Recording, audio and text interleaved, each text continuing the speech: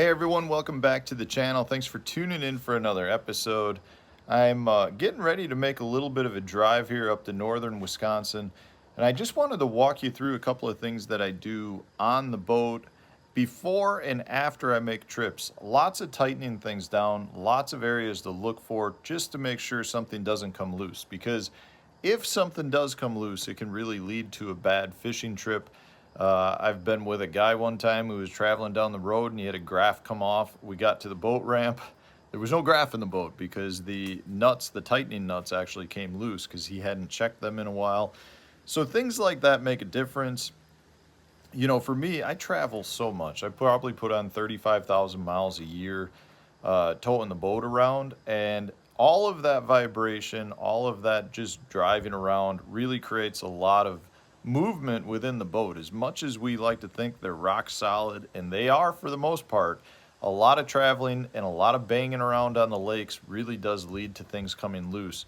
And it seems like over the years there are definitely problem childs, areas that you want to make sure you're checking on a regular basis.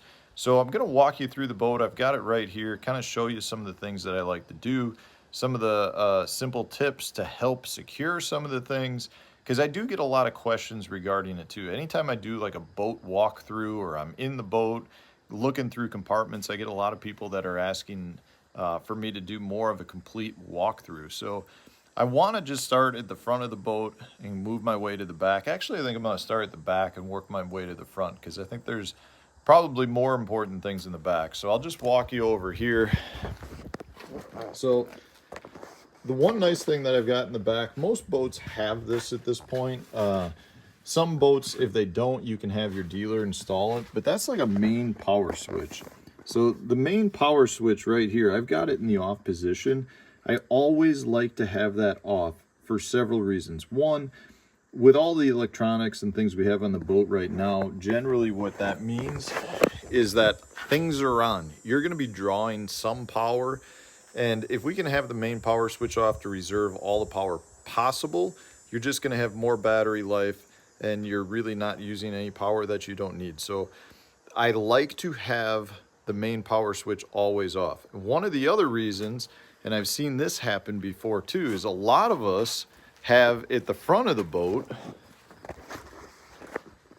we've got pedals or buttons to get our power poles up and down. Well, I have seen where people have, you know, like graphs mounted on gimbal mounts, and driving down the road, the gimbal mount will actually fall, hit the down button, and that puts the power poles down, which then leads to power poles being grounded into the ground. So people get to the ramp and they've got pretty much no stick. It could be grounded all the way down into the base. So that's something I like to do. So basically what I'm getting at is, if you turn the main power switch off, you're not going to have any issues like that could potentially happen. You know, if I come over here and hit my power pole switch, there's nothing. They can't go down because there's no power going to the power poles. Same thing happens with anything else that you might have that's running in the boat. So I always turn that off if I'm traveling. I also have a breaker here. This is going up to the electronics. I always make sure that my breaker is flipped, so I just popped it in. I've got it out here. I just don't want any power going to the system. You know, if I run into a big storm driving down the road, that can, you know, have power going to it, and I just don't want to deal with potentially having a fuse or any sort of issue. So I always make sure I switch that. I also do the same with my battery. So these are my Battleborn batteries. This is my main breaker for the trolling motor. I always flip this, so when I'm charging batteries, I've always got no power leaving the batteries going up to the trolling motor area. But I always make sure to flip that as well. So when I'm traveling, I have all of those popped out, and we're good to go from that standpoint. Another main thing that you want to check for is any of your potential nuts. Like I said, so I've got a couple of nuts here that are tight. Now I do have all of the DuraSafe E-locks on all of the different nuts that I can replace, but I cannot fit them in the middle, but I do have one on each side. So I do occasionally take these off and check to make sure that the nut is really still tight. Don't need to do that too much, but I've just gotten in the habit of checking because these nuts will come loose all of the time. So if you don't have your Durasafe E-locks, you might want to make sure that you're checking those nuts on a regular basis. And it's just another positive reason to get the E-locks, because it really does help put everything in place. Another simple thing, I don't ever leave my boat keys in the boat when I'm traveling on the road or at the house. I like to lock those up. The last thing I want to do is stop at a gas station and have somebody steal my boat keys. I'm sure it happens at times. So the same thing goes up front. So you've got your graphs. If you're going to travel with them on, make sure they are tight, make sure they're in place. I also like to make sure that any of the mounting brackets, all the nuts are good and tight on that. Generally speaking, I don't have any issues with that, but it is something I still check on a regular basis. Same thing goes for your winch. Make sure that this is tight. There are times you'll put it on and it'll actually loosen up, or it's not tight, and that can lead to a little bit of movement. I just want to make sure that that is tight and actually holding the boat in place. I'm definitely generally paying attention to my trailer tires. You know, I'm looking to make sure that they are in good condition. You know, I don't necessarily have to grease these, but I want to make sure no grease is coming out, because if they are, then you potentially could have an issue with a hub or a bearing. I also, if you replace the tires on a regular basis, you might want to check the lug nuts just to make sure that they are tight as well. And then one problem child that a lot of people will run into is we'll actually find that the jack plate can come loose a little bit. So there can be a gap here between where the jack plate mounts on, and there can be a gap here where the jack plate's actually pulling away from the back of the boat. So you want to make sure you carry some nuts that can allow these to get tightened down and into place, because a lot of travel and a lot of use, especially in rough water, you'll actually see that this will start to separate and you'll get a little bit of a gap there. Something a lot of people overlook.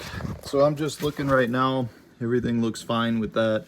What I will say is, if you do get gap, generally if you hear people breaking bolts, it's these bolts.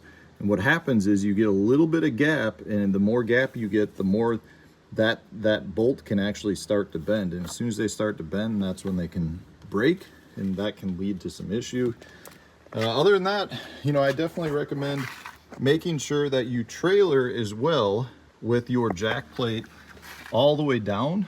The higher it is, can lead to more damage, because you're actually creating more leverage from your motor pulling on the back of the boat, which can lead to issues with those nuts. So trailer with your jack plate all the way down.